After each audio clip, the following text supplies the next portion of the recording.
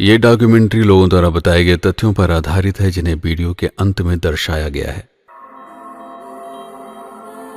उत्तर प्रदेश की राजधानी लखनऊ, यहां से 180 किलोमीटर दूर है जिला प्रतापगढ़, पर हमारी कहानी का केंद्र है इस घंटाघर से 8 किलोमीटर दूर एक छोटा सा कस्बा कटरा मेदिनीगंज।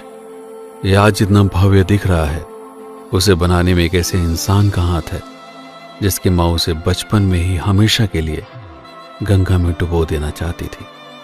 पर उसी इंसान ने न सिर्फ खुद को बल्कि अपने पूरे परिवार को गरीबी के संघर्ष से बाहर निकाला। अपने समाज को आगे ले जाने के लिए वह संसद भवन तक जा पहुंचा। इस रोमांचक यात्रा की शुरुआत होती है यहां से 60 किलोमीटर दूर आध्यात्मिक एवं ऐतिहासिक शहर प्रयागराज से। लेकिन आज का प्रयागराज नहीं, बल्कि 50 साल पहले सन 1971 का इलाहाबाद, जहां एक मां अपने बच्चे को गंगा में डुबोने आई थी। पर आखिर क्यों? मार्मिक प्रश्न है, पर यह जीवन यात्रा यहीं से शुरू होती है। तेज हवा में लहराती हुई नाव पर अपने बच्चे को सीने से लगाए वहां दूर से नजर आ रहे संगम को एकटक देखे जा रही थी। का बात है बहन, बहुत चिंता में दिखात बाटो। कैसे बताई भैया, बहुत दुविधा में है, कुछ समझ में नहीं आता है का करी का न करी। लागत है कौनो मनौती माने रहन का गंगा माई से। हाँ भैया, ऐसने बात यह है। मनौती पूरी भय रही? हाँ भैया। तो दुविधा कौने बात के? जौन माने रहन ओका चढ़ावे गंगा माई के। कैसे चढ़ाई भैया, हमार तो हाथ कांपता है।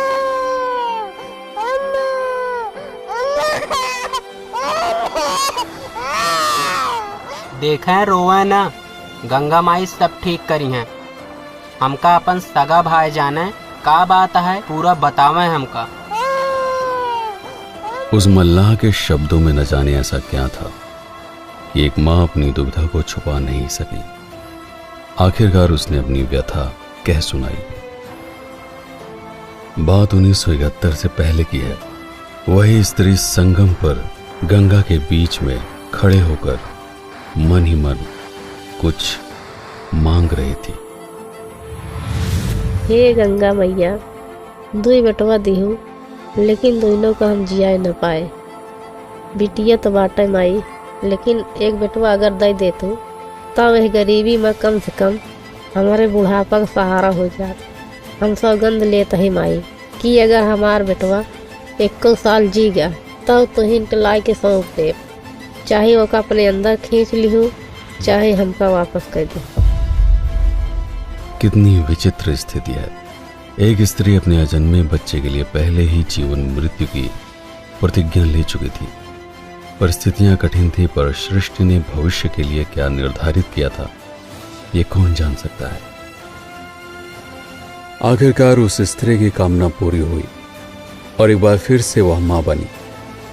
पर उस बच्चे के लिए जीवित रहने की परिस्थितियां बहुत ही कठिन थी। पिता को शराब की लत लग चुकी थी, अतः विवश होकर एक मां को दूसरों के खेतों में जाकर काम करना पड़ता था। अपने बच्चे को पालने के लिए उसने हर वो काम किया जो उससे हो सकता था। जीवन के संघर्षों में वह अपने द्वारा लिए हुए उस प्रण को भूल चुकी थी जब उसने संगम में खड़े होकर एक पुत्र पाने के लिए मां गंगा से याचना करते हुए की थी। समय के प्रवाह में बहते हुए धीरे धीरे वो बालक पूरे 1 साल का हो गया। उन दिनों चेचक का प्रभाव बहुत अधिक था। आखिरकार वह बालक भी इससे बच ना सका। हे शीतला माई, हमसे भूल हुई है, क्षमा कर दे हमका। अब जब तक हम अपन कसम पूरा कर न ले तब तक न खाना खाम न पानी पिए। आगे आपका मर्जी, चाहे हमार गंदेला हमका वापस की हो, चाहे बाहर ले जाओ, तो का वहीं हम संगम ले जाओ। आगे माई की मर्जी। सब कुछ सुनने के बाद मल्लाह ने उपाय सुझाया। देखा बहन, हम एक मल्लाह है, गंगा में जौन चीज छोड़ा जात है ओह पे हमार सभे के अधिकार होत है। भैया हम जिंदगी तोहार उपकार मानब, बस हमरे लड़के कुछ हो ना चाहिए।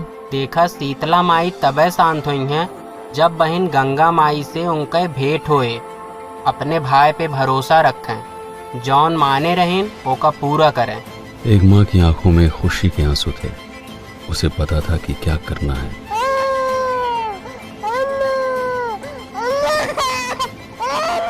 जैसे ही पुत्र को उसने संगम में डुबाया, मल्लाह ने अपनी गोद में उठा लिया।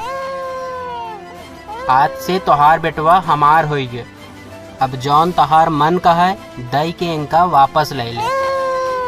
हाथ की मध्य उंगली में पहने एक मलिन सी अंगूठी मल्लाह को देकर एक माँ ने अपने पुत्र को वापस पा लिया। बालक को देखते हुए मल्लाह ने कहा, तोहार बेटवा भाग्यशाली होए बहन। संगम से तोहरे बेटवा के नवा जीवन मिला बा। तो आज से एक नाम रहे संगम। इस तरह से एक बेनाम बालक, जिसे एक माँ के कठोर वचन के कारण संगम के गहरे गर्त में डूब जाना चाहिए था, एक नई पहचान के साथ जीवन की कठिन संघर्षमय यात्रा पर निकल पड़ा। बात 1976 की है। वह बच्चा 6 साल का हो चुका था। 6 साल एक लंबा समय होता है अगर आपको रोज जीने के लिए संघर्ष करना पड़े। और अभी भी संघर्ष का दायरा मात्र पेट को सिर्फ इतना भरने तक सीमित था ताकि शरीर को तोड़ देने वाली दिन भर की थकावट से नींद इतनी गहरी ना हो जाए कि सुबह का सूरज देखने के लिए आंखें ही ना खुले। नहर की पुलिया के पास वो बालक एक मैले से थैले में सड़ी हुई आलूओं में से उस आलू को बिनने में जुटा हुआ था जिसका कोई भी हिस्सा खाने के लायक हो। क्या मजाल जो कोई भी इंसान उस पुलिया के पास थोड़ी देर भी ठहर जाता। भला सड़ी हुई आलूओं की गंध किसे पसंद होगी सिवाय उसके जिसे इस गंध की परवाह ही ना हो। सड़ा हुआ हिस्सा सहलकाने के बाद आग में भून कर खाना, क्या इससे भूख मिटती है? नहीं, बल्कि और भड़कती है। लेकिन जो भूख को दिमाग पर हावी ना होने दे और लगातार ये सोचता रहे कि कल और जल्दी जाऊंगा ताकि सड़ी हुई आलूओं को सूअर और भैंसें ना खा ले, भला ऐसी सोच वाले इंसान को, बल्कि एक बालक को भूख कभी मार सकती है? बात 1980 की है। गांव के एक छोटी सी बाजार में एक बालक पलरी में गुल्लैया लेकर बैठा था और बार बार बोरे के नीचे बिखरे पड़े चिल्लरों को ऐसे ताक रहा था जैसे हर बार झांकने से उनकी तादाद बढ़ जाएगी। तभी एक बूढ़ा शिथिल कदमों से उसके पास आकर बोला, कितने देहा बचवा? ए बाजार में सबसे सस्ता कितना चाहिए आपके बाबा? 98 के कितना दे दिया? इतना कि आपो खाएं और दादियो खाएं तब वो कम ना पड़े।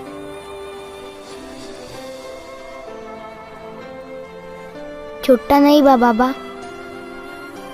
जितने के देहे है उतने का और दे दिया। अगर एक और दे दा तो सब आपके। अरे नुकसान न होए बचवा तोहार। मेहनतिये तो लागत है, कैसा नुकसान। चला 1.5 दे देते ही तो का हम जना घरे डांटा बोला न जा तू।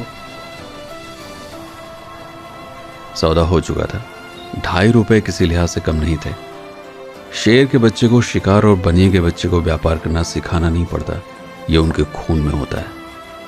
और जब इस खून में ईमानदारी और लगातार आगे बढ़ते रहने का जुनून समा जाता है तो व्यापार के कुछ अविनाशी नियम आपको आगे ले जाने के लिए स्वयं सक्रिय हो जाते हैं। कभी गुल्लैया, कभी पापड़ी और कभी जलेबी। न जाने कितने काम करके वह कभी थका नहीं, टूटा नहीं, हारा नहीं।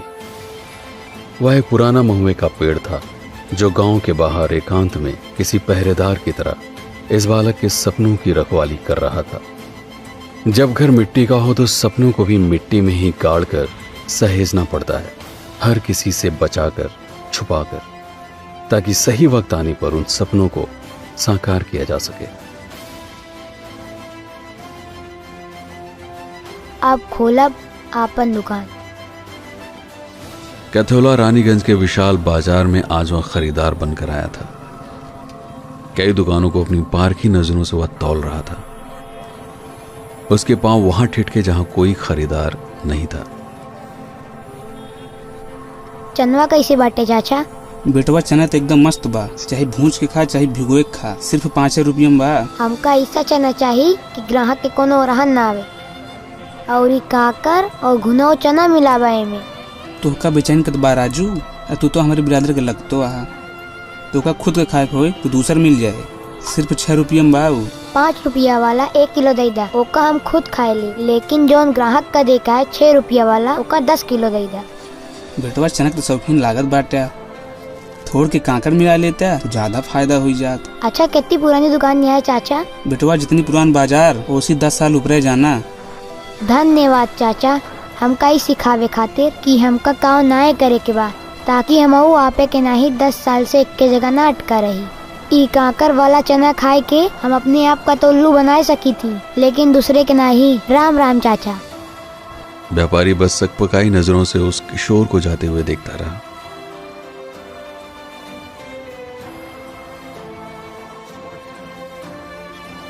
गांव में एक नई दुकान खुली थी, संगम किराना स्टोर।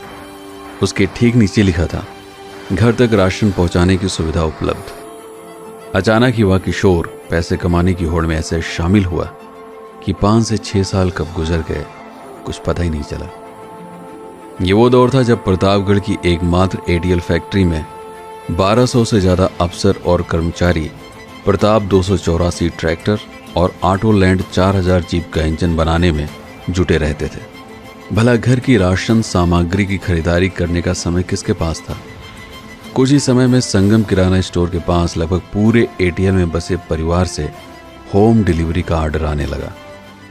उस दौर में होम डिलीवरी एक नई प्रथा थी, खास तौर पर ऐसे परिवार के लिए बहुत ही लाभकारी था जहां मात्र एक ही कमाने वाला था और औरतें बच्चे का पालन पोषण एवं चूल्हा चौका करने में ही व्यस्त रहती थी। जब घर में लक्ष्मी का वास होने लगा तब माता पिता ने यह तय किया कि अब संगम के जीवन में भी एक ऐसी लक्ष्मी का आगमन होना चाहिए जो सुख दुख में हमेशा उसका साथ निभाए।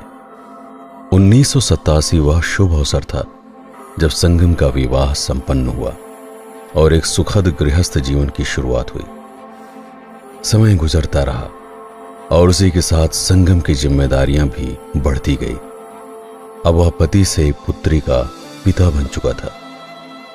बढ़ती हुई जिम्मेदारियों को निभाने के लिए वो रात दिन कठिन परिश्रम करके पैसे कमाने की होड़ में ऐसे शामिल हुआ कि 5 से 6 साल कब गुजर गए कुछ पता ही नहीं चला। बात 1990 की है। यदि किसी व्यक्ति में असीमित क्षमताएं हैं तो समय उसे अपने माया चक्र से बाहर निकालने के लिए षड्यंत्र रचता है। प्रतापगढ़ के इतिहास में 1990 की उस काली रात का जिक्र आज भी मनहूस जैसा लगता है, जब एटीएल फैक्ट्री को रातों रात बंद कर दिया गया।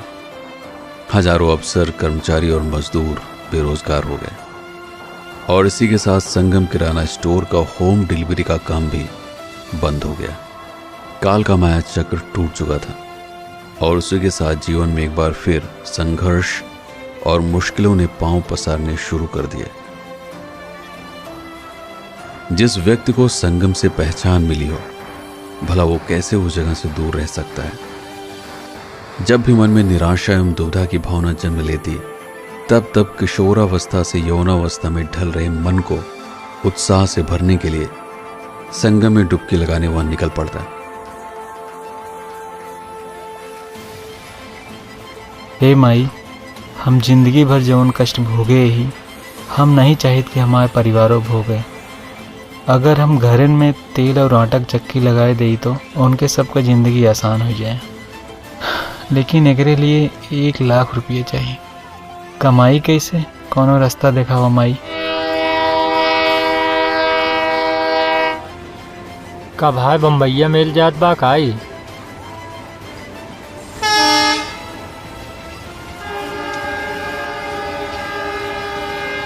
ए भैया। हाँ भाई। बम्बई जाए खातिर कितना किराया लागत है? पता ना भाई, हम कबो गई ना। ये 100-150 रुपये हुए।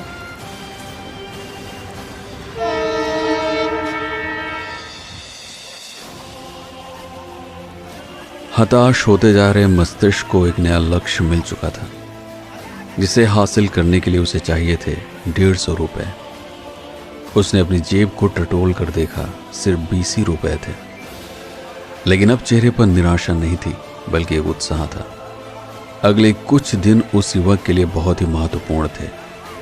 उसने रात दिन परिश्रम करके पैसे जुटाने शुरू किए।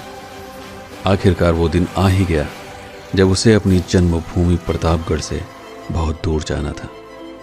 एक आखिरी होम डिलीवरी करने के लिए वो घर से साइकिल लेकर निकल पड़ा।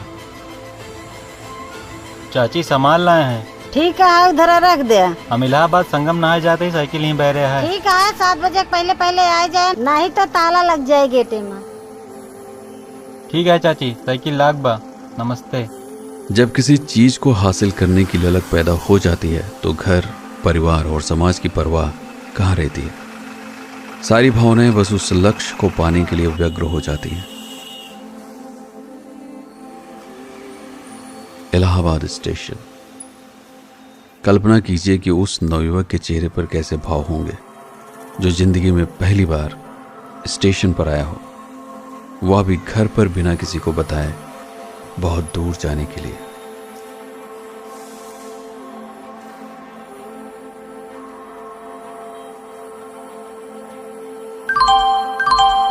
यात्रीगण कृपया ध्यान दें, बनारस से बम्बई जाने वाली ट्रेन के 2 घंटे देरी से आने की संभावना है।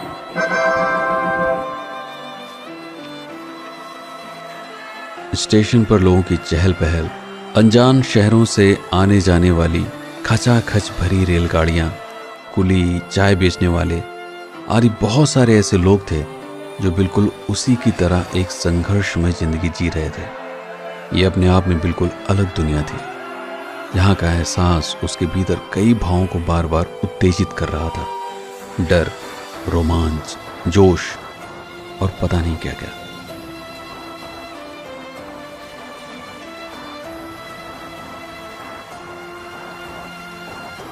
स्टेशन के किसी कोने में बीड़ी पीते हुए एक विचित्र मनुष्य की निगाहें लगातार इस नवयुवक के चेहरे पर उभर रहे भावों को पढ़ रही थी।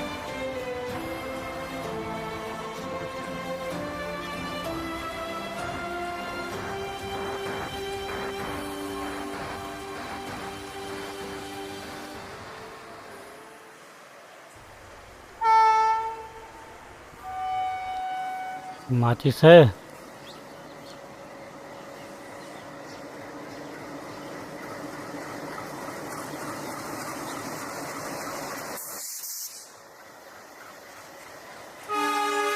बीड़ी पीते हो? नहीं।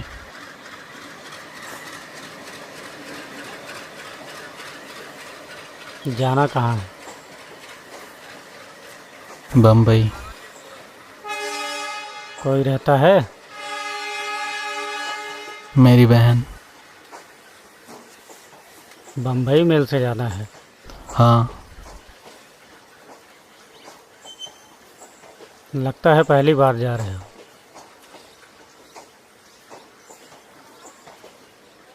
टिकट है? हाँ हाँ हाँ हाँ है।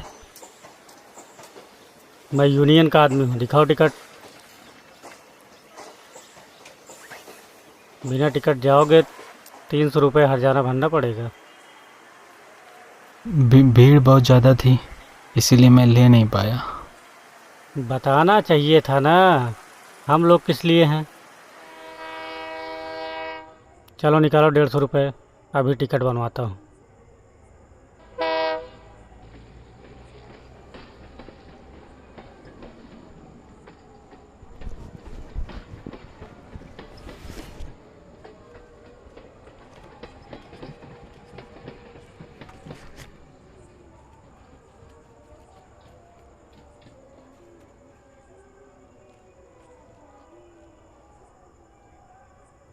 ठीक है, बैठो, आते हैं अभी टिकट लेके।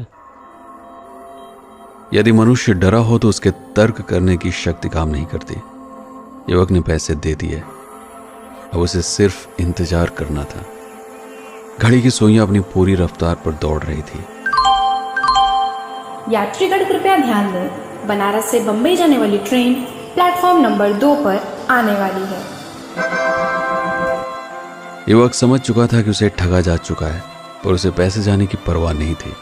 यदि लक्ष्य निर्धारित हो चुका हो तो छोटी मोटी बाधाएं व्यक्ति को हिला नहीं सकती। वह दौड़कर फ्लाईओवर की सीढ़ियां चढ़ते हुए प्लेटफॉर्म 2 की तरफ भागा। ट्रेन आई, रुकी और फिर यात्रियों का बवंडर डिब्बे के भीतर घुसने के लिए उमड़ पड़ा। डर आपको उस विकल्प को चुनने के लिए बाध्य कर देता है जिसे सामान्यतः आप कभी नहीं चुनेंगे। उसे न चाहते हुए भी विकलांग वाले डिब्बे में शरण लेनी पड़ी। जब आप किसी गलत विकल्प को चुन लेते हैं तब आपका दिमाग उसे सही सिद्ध करने का विचार सोचने लगता है। युवक ने अपने दोनों हाथ शर्ट की बाहों से निकालकर पीछे की तरफ बांध लिए। उसे इस पूरी यात्रा के दौरान एक अपाहिज मनुष्य की छवि धारण करनी थी। वह एक ऐसी यात्रा पर निकल चुका था जिसकी शुरुआत ही कड़वाहट से भरी हुई थी। क्या आगे की यात्रा इससे भी ज्यादा कठिन होने वाली थी? इसके लिए प्रतीक्षा कीजिए भाग 2 का, जो शीघ्र ही प्रकाशित होगा। नमस्कार, मैं हूं पवन सिंह और मैं भी आ रहा हूं संगम से संसद तक भाग 2 में। जय हो। सन 1970 में चेचक की महामारी बहुत फैली थी और उस समय संगम के 2 भाई खत्म हो गए थे और संगम की माँ बहुत परेशान रहती थी। वो गई गंगा स्नान करने को। गंगा में खड़ी होके हाथ जोड़ के बोली कि मैया, हमारे एक बेटा और हो जाएगा, 1 साल जिंदा रहेगा तो मैं आपको समर्पित कर दूंगी। संगम लाल 5-6 साल के थे तो पुरानी पुलिया के पास तड़ी आलू उजड़ा लोग फेंक देते थे, तो उसी बिन बिन के अच्छी आलू ले जाकर घर पर मतलब खाते थे। जब एटीएल खुला उसके बाद से इन्होंने अपनी दुकान खोला। राइन कैथौला जाके वहाँ सब पूरा आइटम इन लोग खरीदते थे। गेहूँ, चावल, चना, मटर, हर चीज़ वहाँ खरीद के लाते थे यहाँ और अपने यहाँ कुछ दुकान से बेचते थे और एटीएल में घर घर जाके देते थे। संगम लाल बचपन में बहुत ही गरीबी से जूझे थे। इनके पिताजी लकड़ी का व्यवसाय करते थे, जो दारू पीकर पैसा बर्बाद कर रहे थे और इनको खाने पीने की बहुत ही दिक्कत हो रही थी। ये अपना किसी तरह से माँ के साथ गुल्लैया बेचकर, तेल बेचकर, पापड़ी बेचकर, घर घर राशन पहुंचाकर किसी तरह से ये गुजर बसर करके पैसा कुछ बटोर लिए। तो उसके बाद राशन का काम कॉलोनी में, एटीएल कॉलोनी में घर घर पहुंचाना, तेल, गेहूं, चावल, लकड़ी, जो भी कोई मंगाता था ले जाके वहाँ पहुँचाते थे। उसके एवज में जो इनको मिल जाता था अपना उसी से खर्च चलाते थे। 1981 में जब एटीएल स्कूल की हमने फाउंडेशन डाली तो एटीएल कॉलोनी में टाइप 2 स्पेशल में हम भी रहते थे और संगम लाल जी उस समय छोटे थे। साइकिल से शाम को हम लोगों के यहाँ राशन पहुँचाने आते थे। संगम लाल गुप्ता हमारे यहाँ आए कुछ सामान देने के लिए और उसके बाद साइकिल रख के यहाँ चले गए, कहे हम जा रहे हैं गंगा स्नान करने, लौट के आएंगे। उसके बाद फिर आए ही नहीं, बाद में पता लगी वो बॉम्बे चले गए। एटीएल बंद होने के बाद प्रतापगढ़ से जब मैं इलाहाबाद पहुंचा और मैं प्लेटफार्म पे बैठा था, तब हमारे पास एक व्यक्ति आया और उसने हमसे पूछा कि मैं यूनियन का आदमी हूं, आपने टिकट लिया है कि नहीं। तो हमने उसको बताया कि लाइन लगी हुई थी, भीड़ थी, इसके लिए हमने टिकट नहीं लिया। तो बोले लाओ हम किस लिए बैठे हैं। तो उसको हमने 150 रुपये दिया टिकट निकालने के लिए और वो गया और उसी थोड़ी देर में ट्रेन आ गई और हमने उसको इधर उधर देखा और देखने के बाद हमको लगा कि शायद वो पैसा लेके भाग गया और मैं सीधे दौड़ते हुए ट्रेन में जाकर मैं विकलांग डिब्बे में बैठ गया।